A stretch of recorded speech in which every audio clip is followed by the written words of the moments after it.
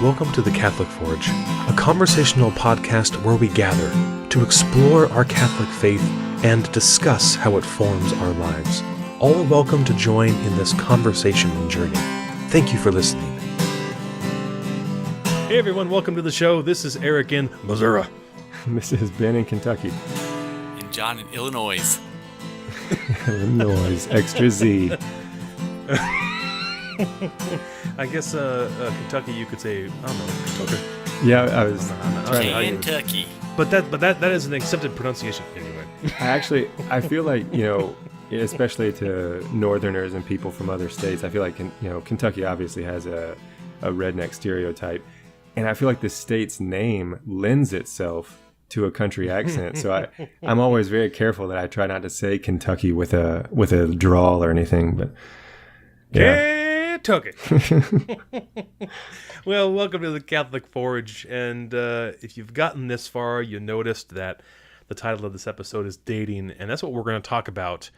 No holds barred. All right. So, first of all. Barred or bar? Barred. B-A-R-R-E-D. No holds. Is a wrestling term? Right? Yeah. That Yes. means everything's legal. Everything goes, although I guess in the pre-show we already agreed that it wasn't. I'm sorry, I misused the term. Let's go around the table. Some holds barred. Thank you. Let's go around the table, and I'd like to hear a story from each one of you about, if you're willing, if you feel comfortable, talking about the first date you had with your wife. Now, John, did you already tell this story? I don't recollect. The Passion of the Christ? Oh, he mentioned correct. that. Yeah, that really was our first date, was the Passion of Christ. Okay, yeah. so John, you can go last and think of another good story to talk about when you and Cecilia were in your infant dating days. Ben, do you want to go first? Yeah. The first date. And for the listeners, we did not know Eric was going to ask us this. So I'm on the spot here trying to think back. I was trying to protect myself from rejection a little bit. I was easing it, testing the waters if she was interested. So I remember Alice had hinted, there was a pumpkin patch outside of town a few miles, and she wasn't from the area, and she had kind of was hinting around like she'd like to go to it. She's not really sure where it is or how to get to it. So I thought, okay, this is a hint. I'm gonna go for it. And I was like, well, I'd be happy to take you out there this weekend and show you where it is. I know where it is. So it was kind of like an unofficial asking, but it ended up being our first. Very clearly, once we both got there, it was clear that it was going to be our first. Where were you at when date. This conversation took place about pumpkin patches? At work, we met at work. Okay, sorry. Yeah, on the clock too. It's like Jim and Pam. Yeah, actually, yeah, exactly. Come on. So yeah, what happened on this date? What did you do? We went to the pumpkin patch, and by then the veil was kind of dropped. It was clear that we were interested in each other, and then proceeded to get some lunch, go back. I lived closest, so we stopped back by my place, and I proceeded to talk her ear off about that I don't really mess around with dating unless I'm serious, and that I had just converted. That our first date was 3 months or 4 months after I joined the church. And she wasn't Catholic. So I basically just go on and tell her, I'm Catholic. I always will be. If that's a problem, we probably shouldn't even bother going any farther with this. Always a great first starter conversation. Yeah, I was so brutally honest. Didn't you also, in the NFP episode, didn't you mention that to her really early on? Or was that you later were sitting in the park feeding the ducks. Yeah. Well, how do you feel about kids? Yeah, and that was like the second date. Yeah. Oh my gosh. So the first one, I just let her know I'm not changing my faith. The second one, I let her know how many crazy ideas were involved with my faith she needed to know about. It's extraordinary. It's a miracle, though, that your children exist. I know. She stuck around. And man, if you had seen the place I was living at the time, to not go too long into it, man, it was this run down. My sister and I were just trying to pay off as much debt. So we were roommates at the time, and we settled for a very low bar. So the fact that Alice saw my rundown place and then I just basically tell her, That's like, awesome. give her all these reasons to just leave. It is a miracle, John's right. That's awesome. So it was kind of a funny first date. Very nice. When exactly did Tori and I have our first date? Because she Glacial had Park. no. That was quite later on. Yes, I'm just trying to think of the timeline.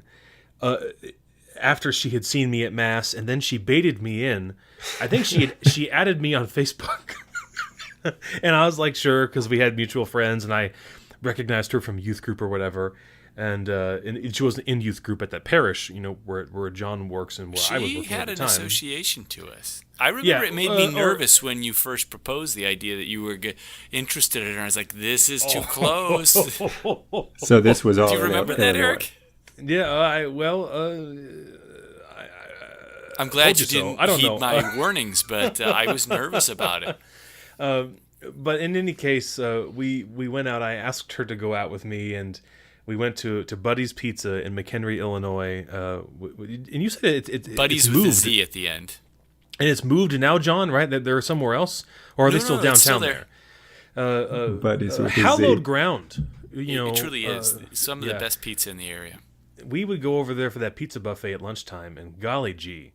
What's this episode about? I think they shut the buffet down because we were putting them out of business. The trick was going like 10 minutes after high school, after their lunch ended. Yes. Because then they replenished the buffet, and all these football guys had left, or basketball players had left, or all the kids, they'd gone back to class.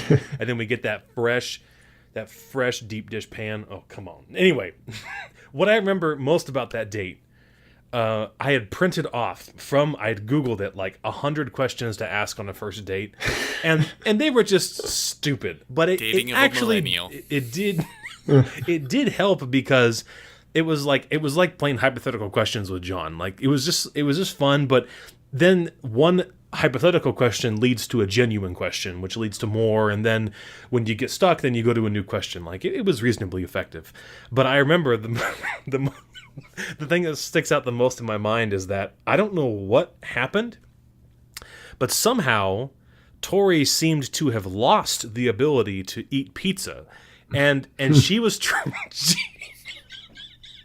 she was trying desperately to eat this pizza with a knife and fork, and it was like thick crust pizza. It's not an it was easy not. thing to eat. No, it was one of their standard, standard crust. It wasn't a deep dish like Chicago pizza. She wanted something else. She was trying to be ladylike. And oh my gosh! And I was just there, just hand over fist, just making it work. And she's there, and like I mean, I'm talking about, like, she tried to cut it, and all of the toppings would like slide off of the plate onto the table. Oh my gosh! And it was just such fun. And I know I don't mind. I know she wouldn't mind me saying, but I felt much more confident and comfortable than she did. And so I was just laughing at it, because I was like, I knew that she was trying to keep it together and to like make a good impression, but she was trying way too hard, and I was trying to be kind about it. But like, it's hard not to laugh with her and at her a little bit. Anyway, the pro tip, I'll throw this one out for free. At the end of the night, had a great time, and this was my line. At the end of the night, no kissing at the end. We're not there yet. But I said, "When can I see you again?" Which for one, now you could borrow that. Anyone listening, or John and Ben, you can use that one, okay? But it said, I had a good time, and I would like to do something again, and I want it to be soon. When, so a little bit of longing, but a little bit of affirmation. When can I see you again? And I think she said, whatever. And within 24 hours, we had date number 2. Anyway, that was mine. So, John, Passion of Christ excluded, take us into the mysteries of the genesis of John and Cecilia. We actually, and your story gives me my most pertinent piece of dating advice. If you do go on a dinner date, don't order spaghetti on your first date. That's just a rule. Yep, that's everyone knows. Yeah. If I back up before we went and saw The Passion of Christ, you're gonna all cringe at this. I was at a wine and cheese party with my roommate Mark, was my wingman, and we need to have him on the show sometime. A phenomenal man. But we went to this wine and cheese party, and this reason I went is because Cecilia had said she was going to be there, and so I knew it was a graduate party, and I said, "Oh, are you going to go to that?" "Oh, yeah, I think I will." So it wasn't not a date, but it was like we knew we would bump into each other there. So I was like, "Mark, you got to go with me," and he was helping me work the room, and we talked to Cecilia, and so I let Mark lead, and his first thing is, "You ever been to the abortion clinic?" And I'm like, "Oh, romantic. Mark, where are we going with this?" Because Mark and I on Saturday morning would go to the clinic in Pittsburgh and pray. And for anyone who's never done that, it is a very loving, non-judgmental thing. It is there to support women. There was no yelling at people, throwing things, or horrible pictures. It was all about love and prayer for the women that were there. But Mark and I did this pretty regularly on Saturdays, and he says, you want to go with us? And I can see she's nervous, but she wants to do something, so she says okay. And the next morning, you had to get up at like 5 a.m, and I'm driving up to the university to go to the morning mass before we go. And there's a lot of ice out there, and I'm like, she's going to be there. She's going to be there. And I get there, and she's not there. Later on, I found out that she did try making it, but she had a pickup truck, and there's a hill going up to the university, and there was a sheet of ice, and she couldn't get up the hill. So she blew us off. So that would have been our first pre-date.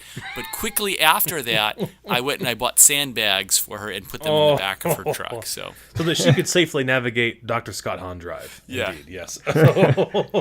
So kind of odd first preliminary dates. Inviting her to a clinic and then to the Passion of Christ. Not your traditional. My gosh. That is Steubenville courtship at its highest. No, that was delightful. I think I like it more than the Passion of the Christ story, but that's also one day I want to tell the story of when I first engaged with Cecilia, talk to her. It's a delightful story. So maybe later in the episode. Yeah, no, it's just okay. Fair enough. Well, what fun, and I think that's what we can all at least gather from not only the first date, but from the dating experience in general, is that it is fun and it is casual. Something to take serious, most certainly. When I was younger, I think even before I converted to Catholicism, I was really caught up and kind of struggled with the language of courtship versus dating.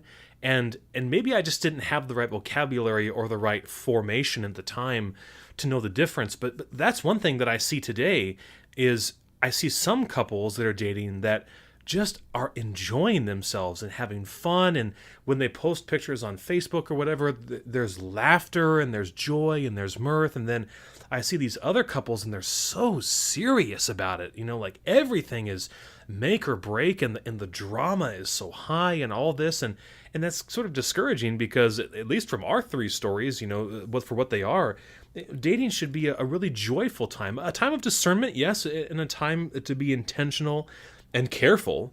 But I remember, at least in the late 90s, in the early 2000s, you had books like, what was it called? I Kissed Dating Goodbye. Yes, Joshua Harris, I Kissed Dating Goodbye.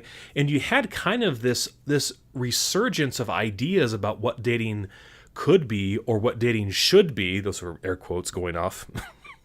Based on biblical wisdom. What would you all say to that? Is there a difference between dating and courtship?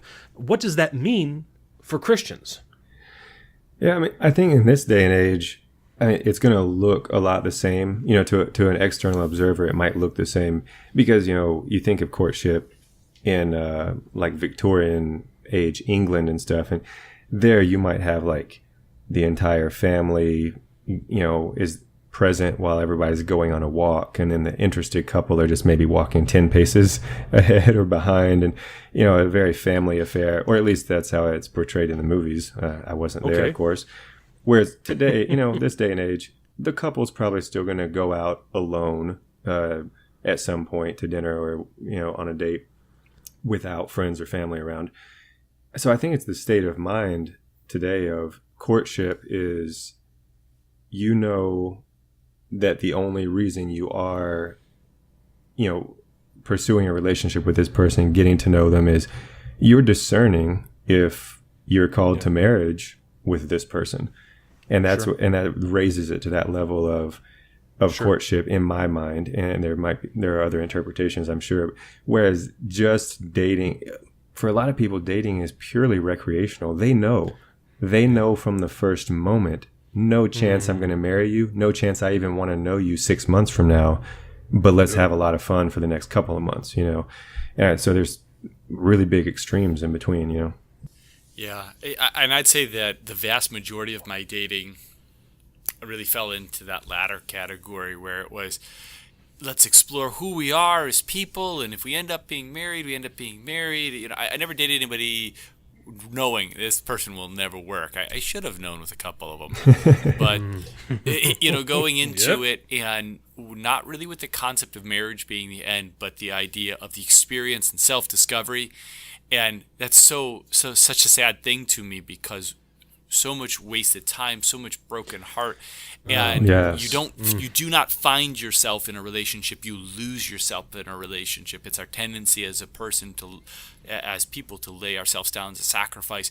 And so, that would be the major thing, is to really understand that dating is primarily about finding a spouse, and that can be a fun and a joyful thing, and adventurous and all the wonderful things, but you shouldn't be dating somebody that you can't see yourself marrying, because you're playing with your heart. You know, you're playing with something that is very deep, and each one of those relationships that you have and then you break off, there's a cynicism and a jaded that comes with that, and you've injured and wounded another person. And breakups are rarely truly mutual. There's always somebody that's wounded. And I'm grateful for the relationships that I had, but I think many of the women that I dated, their lives would be much better had they never dated me. So yeah, well, and that takes a lot to in retrospect, that still takes a lot to admit and to know. And I think most men can say that they've hurt a girl in some way or the other. I mean, even if it's in a minor way, that they've used a girl in some way. You know, even at dumb high schoolers, I don't think necessarily just emotionally is devastating. Yeah, that's a great point. That you're all the, like you said, wasted time and heartbreak that could be avoided if people realize that it's not a recreational sport. You know, it's not something to jump into. And for them too, so not only do they endure that heartbreak, but now there's a suspicion that they have towards men. And I don't think I was ever an awful person, but so here you have somebody that seems like a genuine person, but yet he still hurt me. He still broke my heart. You know, there's that. It makes it harder. You know, that makes it harder for that woman to then enter into a real relationship with the person that actually was intended to be her spouse. And so really discerning would be such a valuable thing for somebody who's in that process of dating. I think we have an opportunity here to mention something that hopefully is praiseworthy. Well, no, it is praiseworthy, and hopefully it is happening in all of our institutions around the world, and that is a thorough and intentional formation in our young people about not only chastity, but just exactly what you've said, that dating is not recreational, and it should be used as a vehicle for discernment for marriage. And the Catechism offers us an insight here. This is in like the bottom third of paragraph 1632. This is what it says.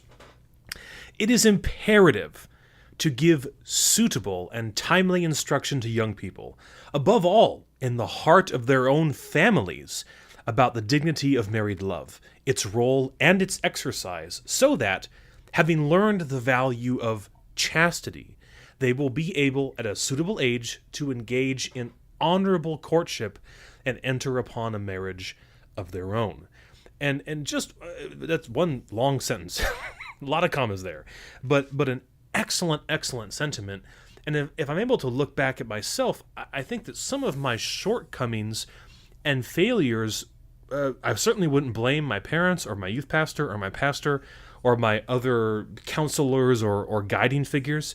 but I would see in myself that there was a certain lack of formation that didn't quite get me grounded in what dating could and should have been. I mentioned, like I said, I was wrestling with Joshua Harris and with some of these authors who were proposing courtship, but I wasn't sure what that was about. And then I was obviously, like every other young man, dealing with the feelings of youth, the sins of youth.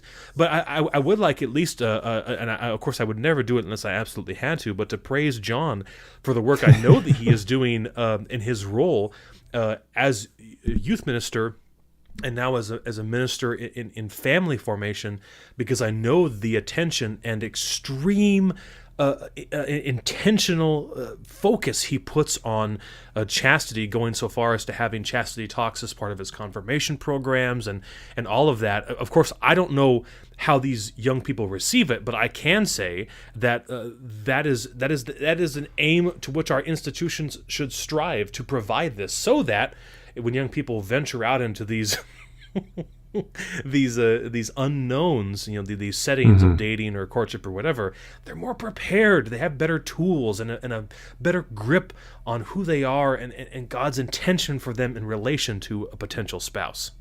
Yeah, I think it's noteworthy there as we're talking about this, because in no way are we discouraging dating. In fact, I think we're full into it for dating. I'll go out and date, but with purpose. And the reason is, especially when we come to issues like chastity, is not because of this notion that as Catholics we're afraid of sex and we're afraid of human sexuality and we want to repress it. It's the exact opposite, actually. It's because we as Catholics fully embrace the awesome reality that is marital love, that is this exchange of persons, this total self-gift that occurs in this intimacy, and the awesome power that is there that God gives us to be co-creators with Him in creating another human being. What a beautiful gift God has given us. Yeah. And so never is any of this conversation from a fear or a puritanical sense that the body is evil. It's quite the contrary. The body is so beautiful, so holy, so precious, it's worth defending. All of the things that are most precious to me, I want to defend and protect and care for and cherish, And so the same thing is true with our human sexuality and marital intimacy. It is worth fighting for, and it is from a beautiful sense. And so I think that's an important note to always put up, because there are so many stigmas and false notions of why the church teaches what it teaches about sex and sexuality. It's never from the standpoint of this is dirty or bad. It's actually that it is beautiful and holy. It's one of the highest natural gifts that we could possibly have, the ability to create life with God. That's so awesome. You see, Ben, I wouldn't want my kids to go to John's class. I can't believe I'd say it, but look. I see what you're saying. Thank you, John. Yeah. Yeah, and talking about that and the beauty of marital love, it's the shame of it, or the hard part is it's kind of hindsight is always 20/20. Once you're there, once you're married and you experience that, then you see the truth of it. But getting a 16-year-old to believe you, like, no, wait, this is, trust me, it's worth waiting for. Right. You don't want to just throw, yourself at everybody and anybody, throughout your youth. But I've thought that before, now that I am married and I've experienced the joy and the completeness of marital love, that I just think, sometimes I think, I can't believe there are people in my own town at this moment who are sleeping with near strangers on a recreational basis. It literally makes me sick to my stomach for them, just the sadness that I feel, like, whereas in marriage, there is no fear. You're never afraid. Yeah, your love becomes open. You're totally able to give yourself. Right, yeah. You don't have to reserve yourself. And of course, one of the biggest fears in recreational dating, I'll let the listener connect the dots, but unwanted or unplanned pregnancies is one of the biggest fears in recreational dating in the modern culture. In our times. Yeah, in our times. And with true marital love, as it's meant to be, like you were talking about, John, that fear isn't there, and that completeness can be there. And that's what that's what our goal has to be of getting. And we say young. I said 16-year-old. The same rules apply, even if you're dating. If you're 32 and you're dating, the same rules of chastity apply. It doesn't expire like, oh, well, I'm old enough to have sex now, so, that's for the teenagers. No, it doesn't matter how old you are, it's for all of us. So you mentioned the 16-year-olds. So in 11 years, when Evie's 16? Don't even remind me. 10 years? Well, whatever. She'll be 5 in next week, actually. So in 11 years when she starts dating, or in 30 years when Hannah starts dating, how can we give some guidance? The math caught up. I appreciate that. I appreciate the laugh on the back end. Yeah, what guidance will we give to our kids, John? As always, you hold seniority in the children age department, but there's still a little ways out. Well, my son at the prime age of 8 has shown quite a bit of interest in women. Actually, when he was first went to school, he was in first grade. He fell in love with a third grader, and he's Romeo. He's definitely in love. And Michael, our 4-year-old, wants to marry mommy or I, depending upon which one dies first, is determined. So these are very pertinent conversations to our problem. But it is an important thing, and we actually, one of the things that we do on our car ride in the morning, we have a whole litany of prayers. And one of the things we directly say is, after we pray for mommy and daddy, that we may be better ministers and for the people that we minister to and with. And we say for our children that they may be great saints and be prepared for their spouse.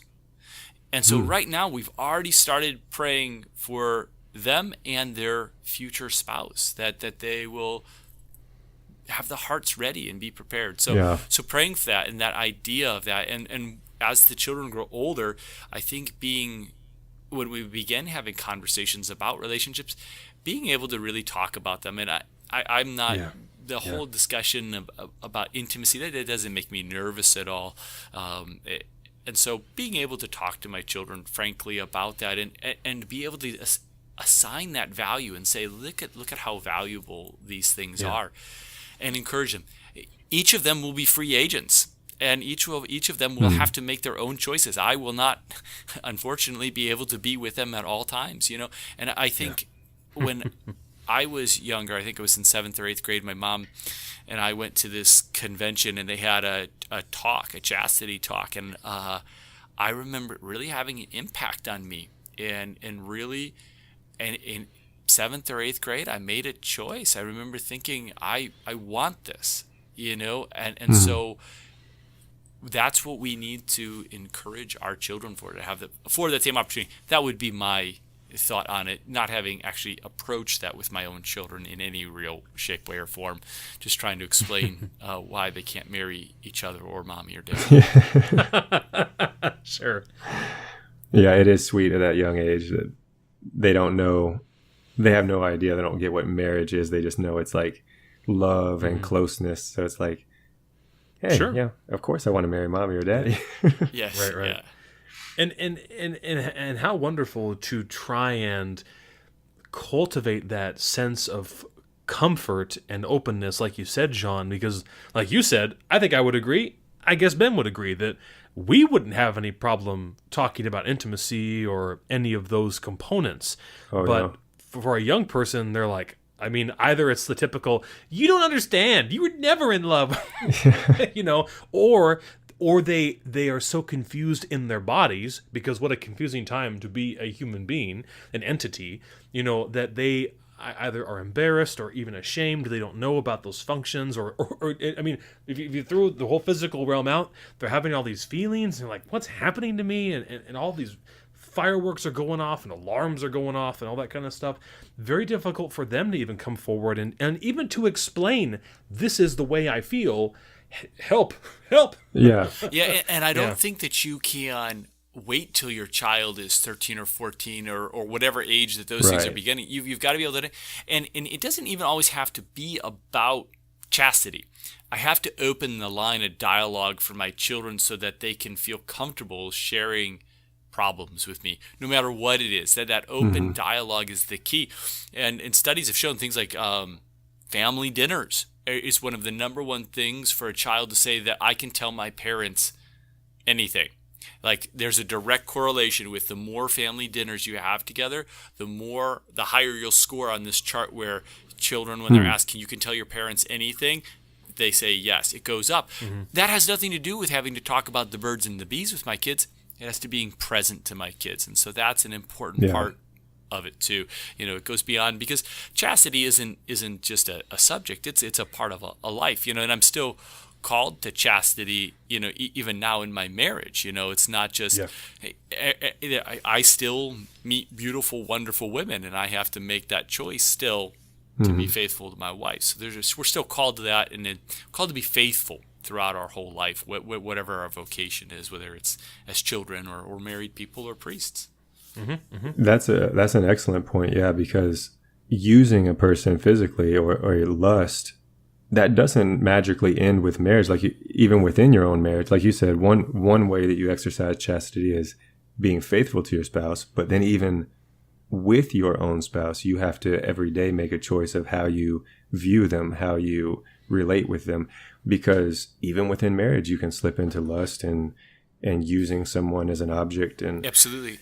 Yeah, and we hit that in the NFP talk, and that was one of the great joys of NFP for me, is it makes me step back, sacrifice, and then we get a honeymoon again when following the cycle. And so it's very important, because I have to learn to self-sacrifice, and that makes sure that I don't end up using my wife, which is so easy to do.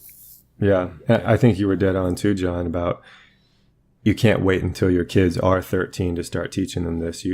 It's something they need to absorb from the home. I mean, from birth, really. I mean, you might not be talking to a 4-year-old about sex in detail, but they're not 4 years old, isn't too young to start letting them know how to respect themselves and what God created how he created our bodies beautifully, and kind of, maybe integrating a little theology of the body into their mindset of just how they view people. And then that just snowballs. And then as they get old enough and ready for it, it's a worldview, not just a conversation. And it really centers in what you just said.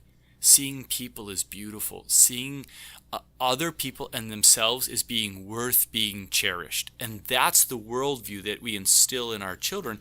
And then that makes that conversation so much easier, instead of a worldview which many people have is the rest of the people around me are things for me to use, and so my friends and that's something that permeates our culture, is how can I get the most out of other people, and how do I utilize people to promote myself, my popularity, whatever it is. And so really getting them to cherish people and to see people as the beautiful part of people. So let me put you guys on the spot real quick. Ask this question: have you ever heard the marital advice, never stop dating your spouse? I just heard that today. I was listening to the radio. No way. Oh. Yeah, I was just listening. I just heard that today on the. I think it was the Dennis Prager show. Wow, one of our sponsors, that's a coincidence. the Catholic Forge. Yeah, Thank you, Dennis Prager. Yeah, and I think that was or maybe it was Hugh Hewitt. But they were talking. They were talking about never stop dating your wife, and I was thinking about that. And of course, that's true. Yeah, and I've heard it before, but in light of the topic today, I was thinking, throughout the day of like, what does that really mean? What does it mean? I was going to bring that up. I'm so jealous. Yeah, no, go ahead. So that's all I had. let's take a final call, last call here, and if anyone, let's just kind of bookend with this. If does anyone have any quick stories about what that means? And I'll go first if you don't mind. Yeah. Other night I was tired. Okay, was hanging out with Tori a little bit. Went to lay down on the couch, play a little video games, fell asleep. It was 11 o'clock, and then it was 4 a.m. all of a sudden. Woke up 4 a.m. And I was still just wrecked tired. But then I realized suddenly that I had not done any of the things that she wanted me to do that night, including but not limited to putting away the mountain of dishes, because we will not use that dishwasher. It is, but so there it is, 4 o'clock in the morning, and as quietly as humanly possible, taking all of the pots and pans, shh, don't wake up the children, that kind of thing, putting them away, and I hated it, because I wanted to go lay back down, but I remember I said, no, keep after it. And not only did she ask you to do it, but this is a little itty bitty, teeny tiny grain of sand sacrifice of love you could make for your wife, so she doesn't wake up in the morning and she gets upset because all the dishes are still there. And not that Tori is so I don't know what the word I'm looking for. Irate. No,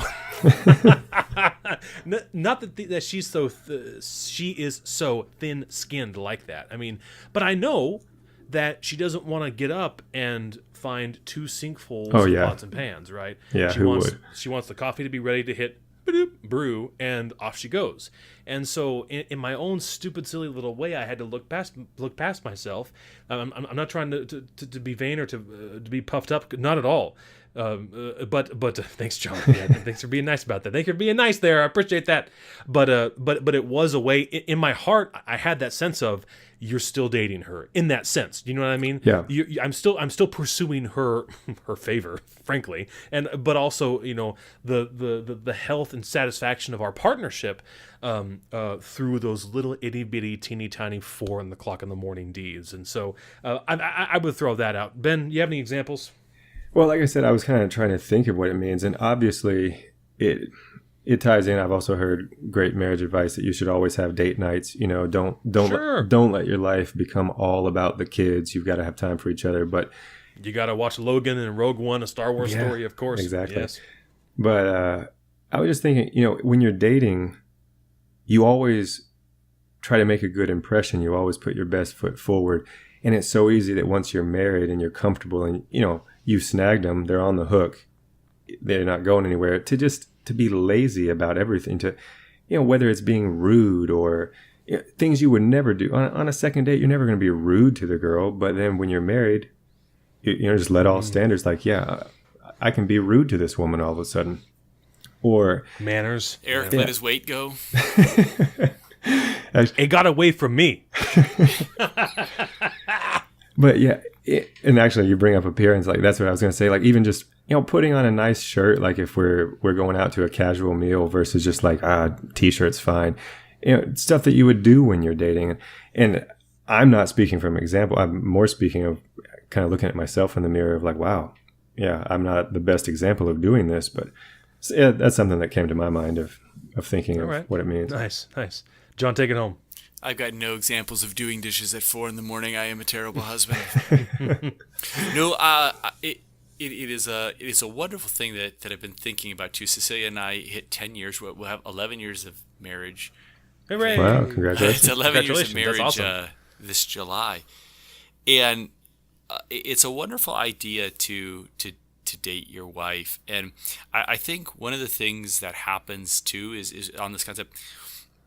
Is remembering all of those things that we still want to be desired, we still want to be cherished, we still want to be longed for, and it's important. Yeah, pursued. Yeah, it's important that we continue to pursue that because you pursue what you value, and so the pursuit is not the point, but it is what it shows. It shows that you are of value to me.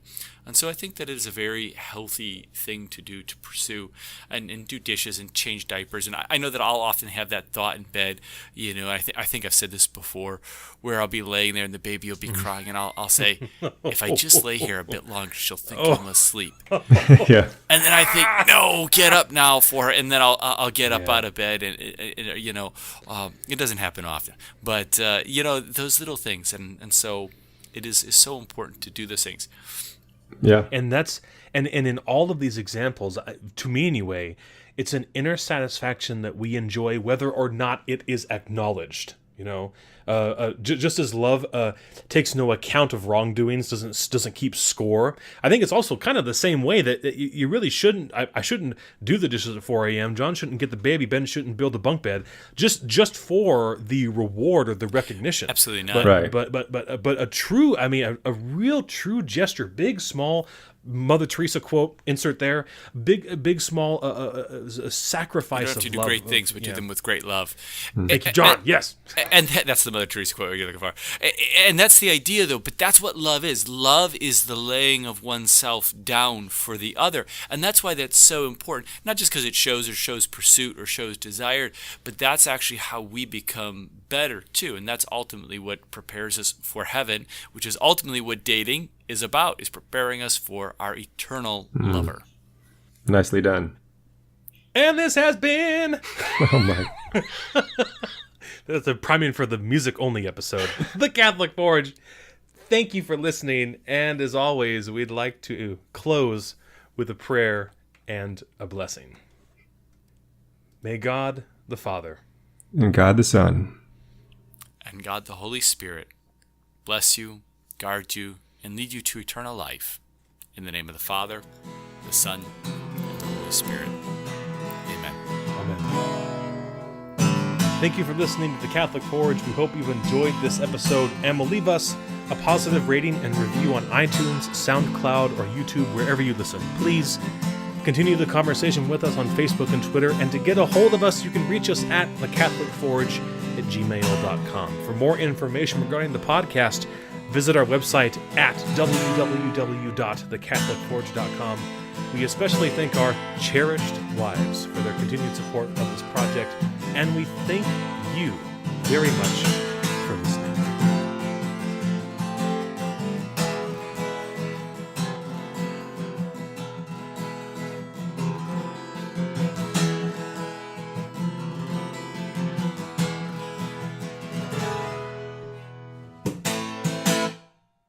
So are we going to do a whole opera episode like Wonder Pets?